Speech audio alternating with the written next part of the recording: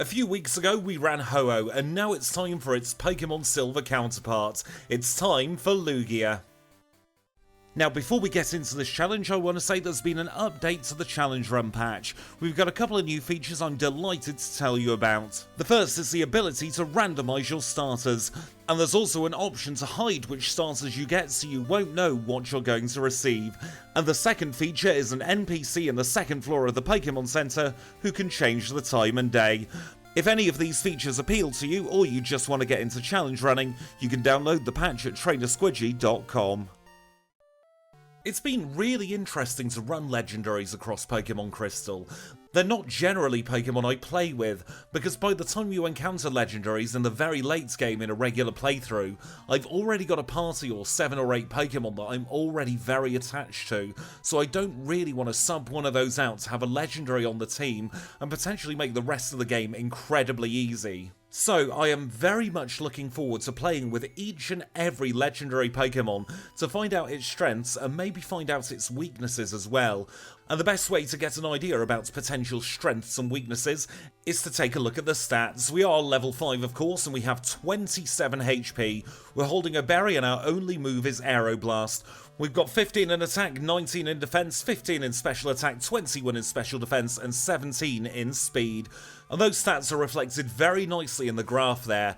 We don't have the same hitting power that we did with Ho-Oh, but we have an awful lot more bulk behind us, and that could prove to be quite pivotal in some of those battles where Ho-Oh struggled.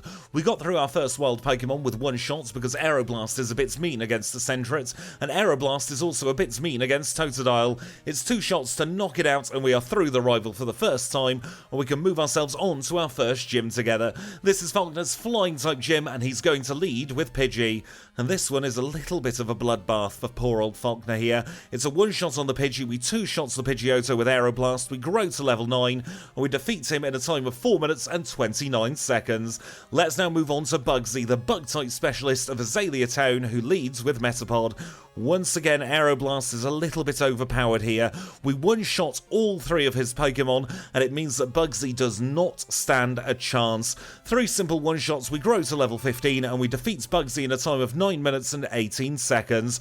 You know what, just for once, we can celebrate all the way round the corner, because I really don't think that Rival 2 is going to prove to be any issue at all for us. He engages us in battle, he hasn't learnt from last time that we have a legendary Pokemon, and his Ghastly would have got an Aeroblast to the face, but he withdrew it just in time. We then miss a second Aeroblast, but a third one finally hits this Ghastly, and that means we've got 2 Aeroblasts left with Croconaur's name on it. We grow to level 16 as we defeat Triple Question Mark, and we can move our way on towards Goldenrod City. And it's in Goldenrod City we take on Whitney. She is the normal type specialist who leads with Clefairy. We're going to Aeroblast the Clefairy because it's worked on everything else so far, and we'll do the same against the Miltank. She tries to get a rollout going, bless her, but it just isn't working. We defeat Whitney and obtain the Plane Badge in a time of 15 minutes exactly, and we can start making our way towards the Burnt Tower. In the Burnt Tower, the rival still hasn't learned his lesson, and we've got an even better learn set at this point. We have Strength, Gust, and Surf, and we're still rocking Aeroblast as well. We 1-shot the Haunter, we 1-shot the Magnemite, and out comes Croconaur. We're going to use another Aeroblast against Croconaur, and this time it's a 1-shot as well. That just leaves Zubat left to go. We'll pity that with a Strength to knock it out in 1, and we defeat the rival for the 3rd time in 23 minutes and 45 seconds. A couple of minutes later, we find ourselves in front of Morty. He is our 4th gym leader together, the Ghost and Poison type specialist who leads with Ghastly. You know what, we'll make things a little bit different in this battle. We'll go for Surf instead of Aeroblast against some Pokemon. We are still going to Aeroblast the Gengar and knock it out with a very lucky critical hit, and then we'll finish off the final Haunter with a pair of Surfs as well. That was an incredibly easy Morty battle in a time of 25 minutes and 40 seconds, and now it's time for Chuck. Chuck is a fighting type specialist, so he really won't know what's about to hit him. We blow his Primeape into next week with our first Aeroblast, and this Aeroblast sends Poliwrath through the space-time continuum itself. We are through chucking 2 one-shots in a time of 27 minutes and 42 seconds. Let's see how Price is. He is the Ice type specialist of Mahogany Town who leads with a seal. We still have Aeroblast and we're still sending things into every possible dimension at this point. Dugong survives the return, so we'll finish it off with a little Gust to make sure it gets to its new destination. We'll Gust Piloswine on turn 1 to stop a healing loop. We'll finish it off with Surf, and we've defeated Price in a time of 35 minutes and 31 seconds. Let's now move on to Jasmine. She is our 7th gym leader together. She's a Steel type specialist who leads with Magnemite, and it's a shame this battle we have no Aeroblasting to do. Instead, we're going to be sending things 20,000 leagues under the sea instead. 3 one-shots to defeat Jasmine, and we get the Mineral Badge in a time of 37 minutes and 9 seconds. Our next destination is going to be underground in the Goldenrod department store, where we have the 4th and penultimate rival battle. He leads with a Golbat, and you know what that means. It's Aeroblast time. We knock it out in one shot to grow to level 39, and here comes Magnemite. We can't blast the Magnemite, so we'll just submerge it instead, and the next Pokemon is Sneasel Pleasel. It's back to the Aeroblasting ways against the Sneasel, and we'll do exactly the same against the Feraligatr as well. We don't quite one-shot it, and we take a little bit of super effective damage from a pair of bites, but that brings us very nicely on to Haunter. Haunter's going to get another Surf to the face with a critical hit guaranteeing its fate, and we are through the 4th rival battle in 43 minutes and 16 seconds. Let's now take on Claire. She is our final Jotonian gym leader, and she leads with Dragonair. We're going to play sensibly here and start with a Hidden Power Ice against the Dragonair. We're going to decline Hydro Pump because of its incredibly poor accuracy, and then we'll continue Hidden Powering the further 2 Dragonair. That brings us very nicely on to Kingdra. We'll use Hidden Power Ice on turn 1, and then we'll get to Aeroblasting for one final time. Unfortunately, all good things must come to an end, and that's what's happened with Aeroblast. It has reached the end of its life cycle, but we defeat Claire in a time of 50 minutes and 21 seconds. I really wanted to keep Aeroblast on the learn set, but I couldn't justify it past this point. Having just 5 power points would be terrible for both the League and the Kanto section, and when we get the option to learn Earthquake, that's going to provide much better coverage than Aeroblast will. This final rival battle is still going to be a breeze, Aeroblast or not. Instead of sending things into another dimension, we're just going to send them to the core of the Earth instead. We're going to get through all of his Pokemon with the greatest of ease. Even this Feraligatr couldn't put up much resistance. It's going to be 3 shots with Earthquake to knock it out, and we are through the rival for the final time in 55 minutes exactly. And now we're at the Pokemon League, so we'll heal up our Lugia, and then we'll say thank you to the HM friends. So it's a big thank you to Kenya, to Abra, to Psyduck, and merci to Paris. You've all been a great help in the Johto region. Get yourselves some well-deserved rest. While Lugia prepares to take on the Pokemon League, we'll buy our 4 full restores, which either we will need or we won't, and now we'll take a look at our stats. We are level 47 with 183 HP, holding the Scamulet coin with Surf, Earthquake, Hidden Power Ice, and Return. 120 in attack, 154 in defense, 125 in special attack, 185 in special defense, and 137 in speed are our stats, but they are the out of battle stats. We'll get a big buff in battle, as we'll see here, against Will. He is our first League member, and he leads with Xatu. We're going to Hidden Power Ice against the Xatu to knock it out in one shot, so he brings out Jinx. Jinx is going to be a one shot with Return, so we can turn our attention to the second Xatu, and we have a bit of a disaster here because we don't quite one-shot. Our relatively low special attack is really proving to be a little bit problematic at this point. We're not in any real danger of being knocked out, but we are being slowed down by the confusion, and we're also going to have to take this Slowbro relatively slowly as well. It's going to be 3 shots to knock it out, but that does bring us very nicely onto the final Pokemon. It's Executor, and we're going to use Hidden Power Ice to take it deep into the red. We'll finish it off with one more Hidden Power, and we are through Will in a time of 56 minutes and 33 seconds. Our second League member is Koga. He's the Poison type specialist who leads with Ariados. We're going to use Return against the Ariados to take it into the yellow on turn 1, and a further Return knocks it out.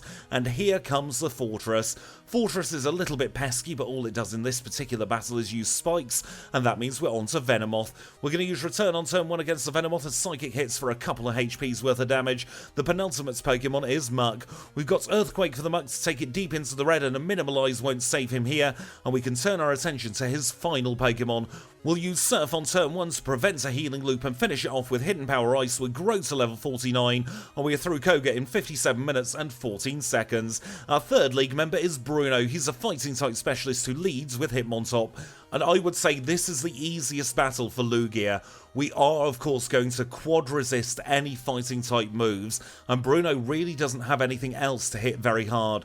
There are only two Pokemon that could mess our attempt up. The first is Hitmonchan that could have frozen us there, and the second is Machamp, because Machamp does have Rock Slide, and even though we have a lot of bulk behind us, a couple of critical hit Rock Slides could really do a lot of damage, especially because we can't consistently two-shot this thing. We get it deep into the red as we survive on 29 though, and that just means Hitmonlee's left to go. We're going to use Return against the Hitmonlee, we comfortably one-shot it, and we are through Bruno in 58 minutes and 7 seconds. Our final league member is Karen. She's the Dark-type specialist who leads with Umbreon. We're doing the same strategy as always against the Umbreon, but this time it didn't quite work. We still ended up taking a sand attack to the face, and that means our accuracy is lower for the rest of this battle. Karen's Umbreon is the only Dark-type Pokemon on her team that we don't have a super effective move for, so we can one-shot her Murkrow and we can one-shot her Houndoom, and that brings us on to Gengar. We one-shot the Gengar with an Earthquake, and her final Pokemon is Vileplume. We've got Hidden Power Ice for the Vileplume, we take it deep into the red on turn 1, but then Lugia remembers it's been hit by Sand Attack. It takes us a few attempts to finish off the Vileplume, but we eventually do in a time of 59 minutes and 8 seconds. And that means we have defeated the Pokémon League, and there's only one obstacle between us and our final Hall of Fame time. It's time for Lance the Liar with the Flyers, and he's going to lead with Gyarados. We'll use Return on turn 1 and turn 2 to knock it out in 2, and he sends out his first level 47 Dragonite. That's going to be a simple one-shot with Hidden Power Ice. We've got more than enough special attacks to take care of both of them, and that then means we can take advantage of the rain to guarantee a one-shot against the Aerodactyl. But then the rain stops when the Charizard comes out, and that is incredibly frustrating. We take it deep into the red, but we get burnt by Flamethrower. That's not going to change the course of this battle though, because we're not using our physical attack.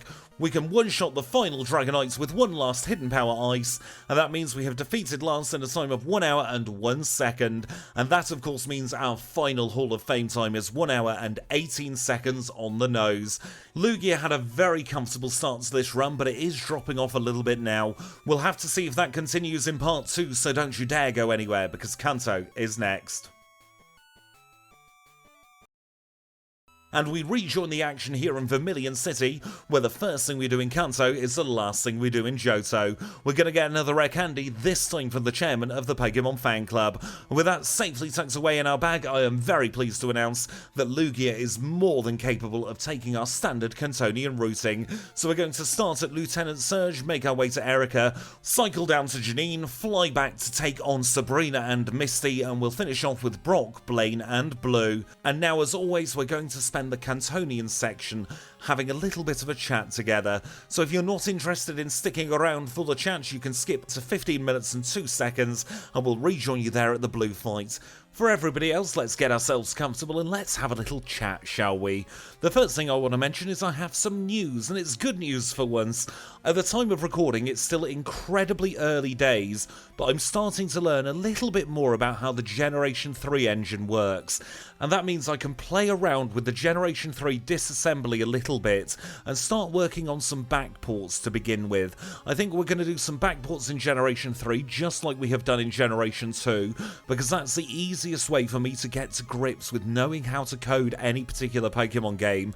And after I'm a little bit more familiar, my main goal is to try and make a challenge run patch for both Generation 3 games that we run here on the channel, in a very similar vein to how we have the challenge run patch for Pokemon Crystal. And that means there are 4 things we'll need to be able to learn how to do. The first is setting the Pokemon itself. That should hopefully be one of the easier parts as soon as we've learned how a menu works. The next is we're going to need to be able to set the hidden power type, and with that we're going to need to then be able to make sure we're setting the best possible IVs for every single hidden power type. We're going to want to be able to set the nature as well to make sure that we can then use natures to our advantage, And then finally, I want the evolutions to be manipulated as well. So that means for anything that is a trade evolution, we'll have an evolution stone just like we have in Generation 2. And at the same time, we'll also be able to unlink evolutions so that if you want to play with the first or middle stage, you won't have to constantly be pressing B. It's obviously going to be a mammoth task. It took me a long time to learn how to do it in Crystal. However, I think it really is necessary to create one. Playing with the challenge run patch in Pokemon Crystal has really made my life an awful lot easier. It means there are very few things I actually have to think about when starting a challenge, and I think having that same facility, especially in Generation 3 where you have to save and then use PK Hex to set your DVs, will make the runs an awful lot smoother, and it will also encourage me to then play Generation 3 an awful lot more. And it goes without saying, I'm also open to any assistance that any of you lovely people in the comments may be able to provide. I know quite a fair bit about assembly coding at this point, but my knowledge of how the Generation 3 internals work is still very, very limited, especially when compared to Crystal. Now, to round this section off, I do have a question from Mobile Gaming Chronicles on a similar vein about ROM hacking. Do I think somebody should ROM hack Crystal to include natures and abilities?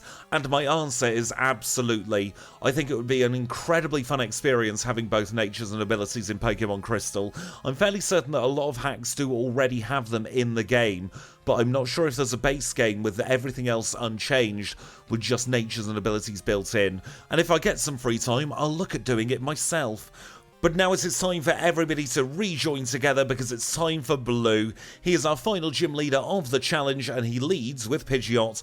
We have Ice Beam on the learn sets by this point and that takes Pidgeot deep into the red. We take a teeny bit of damage from Wing Attack and he sends out Rhydon. Rhydon's going to be a simple one-shot with Surf so we can turn our attention to Alakazam. We'll use Return against the Alakazam and I'm seeing a lot of similarities, with the League here. We're getting things close to fainting in one shot, but we're not able to do that little bit of extra damage. It's a 2-shot with Psychic on Gyarados, courtesy of a high roll on our second turn, and we'll swap to Surf for the Arcanine. We are fortunately able to one-shot the Arcanine, and that just leaves Executor left to go. Our first Ice Beam low rolls, but that means that Executor is caught in a healing loop. He heals back to full health, we hit it with another Ice Beam high roll on this turn, and we are through Blue in a time of 1 hour, 15 minutes and 5 seconds. And that means there's only one battle left to go. We've got all 16 gym badges, Mount Silver has opened, and it's time to take on Red. He is the final trainer of the challenge and he leads with Pikachu. Now, before going into Mount Silver, I decided to go back to Goldenrod City and I picked up Thunderbolt. Thunderbolt is one of the best moves you can take into Red because it's super effective against 2 of his Pokemon. And now we're doing a little bit of a hokey cokey with the Pikachu. We end up surviving on full health and we'll start using our Thunderbolt against the Blastoise. Even with Thunderbolts being super effective, it's still going to be a 3-shot against this thing, and that means we take massive damage by the time we're on Espeon. Thank goodness Espeon can't really hit us with anything too hard at all. The worst it can do is a tiny bit of damage from Psychic, but we have a huge amount of special defense. We get even more special defense by the time the Snorlax comes out, and the plan is to try and freeze. But as seems to happen an awful lot, as soon as we get hit by a single body slam, we get paralysed. I swear it happens more than 30% of the time. I really need to look to see if the RNG is busted. In the end, we have to take a reset here, and we're going to use our first 3 rare candies. That means we are now at level 62, and we'll start off with our Stab Psychic against Pikachu. We're still not able to consistently one-shot this thing though, and it does mean he's going to get caught in a healing loop. But that's absolutely fine for us, especially because we're not running any physical attacks at all. We're going purely special attacking on this Lugia, because that means we don't have to worry about Charm whatsoever. On this attempt, Blastoise actually lands a Blizzard and deals a huge amount of damage. Thank goodness we have all that bulk behind us, but the odds are still going to be stacked a little bit against us, especially when Espeon also critical hits with Psychic. We're back onto the Snorlax and the plan is still to just try and freeze. But once again, we get hit by Body Slam, and the first time we get hit by Body Slam, we are paralysed. That happens far too often for my liking, and it means we take a lot of unnecessary resets. We don't get paralysed by Thunder, thank goodness, as Pikachu actually lands one for once, and now Pikachu is in one-shot range with Psychic. That means we are in with a really good shout of getting through this battle without having to waste time at the Pikachu. We 2-shot the Blastoise now, which is even better, and then we're back onto Espeon. We still don't have anything fantastic for this Espeon, so we've just got to brute force our way through.